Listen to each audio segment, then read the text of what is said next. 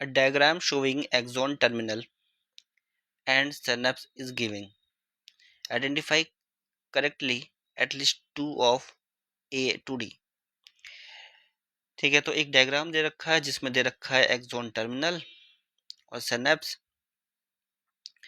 और लेबल कर रखा है ए टू डी।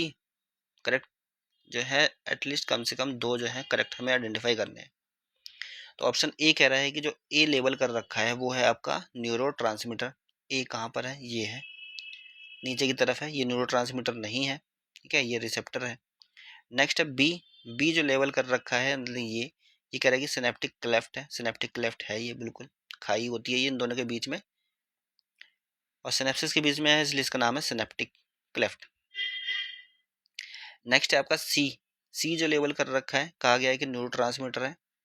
न्यूरोट्रांसमीटर नहीं है ये, ठीक है, ये न्यूरोट्रांसमीटर वाली वेसिकल्स है। इस वेसिकल्स के अंदर न्यूरोट्रांसमीटर होते हैं, ठीक है। तो एक सिनेप्टिक वेसिकल्स है ये, जिसमें न्यूरोट्रांसमीटर कैप्चर्ड फॉर्म में रहते हैं। नेक्स्ट है आपका डी।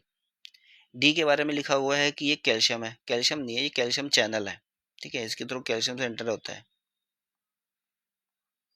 तो ये भी गलत लिखा हुआ था। नेक्स्ट है आपका ए। ए जो दे रखा है ये कहा है कि ए रिसेप्टर है, बिल्कुल रिसेप्टर है पोस्टसिनेप्टिक मेम्ब्रेन के ऊपर। और सी, सी बोल रखा है कि ये सिनेप्टिक वेसिकल्स है, बिल्कुल सही, सिनेप्टिक वेसिकल्स है और इसके अंदर न्यूरोट्रांसमीटर भरे हुए हैं, तो ये ठीक है। नेक्स्ट है बी। बी के बारे में बोल रखा है कि ये सिनेप्टिक कनेक्शन है। सिनेप्टिक कनेक्शन नहीं है, बी तो आपका सिनेप्टिक क्लेफ्ट है, तो ये यहाँ रॉन्ग हो जाता है। और डी के बारे में लिख रखा है कि डी जो है वो पोटेशियम आयन, पोटेशियम आयनिक कैल्शियम चैनल है, तो ये भी गलत दे रखा है। सबसे ज़्यादा राइट आंसर जो है वो है सी।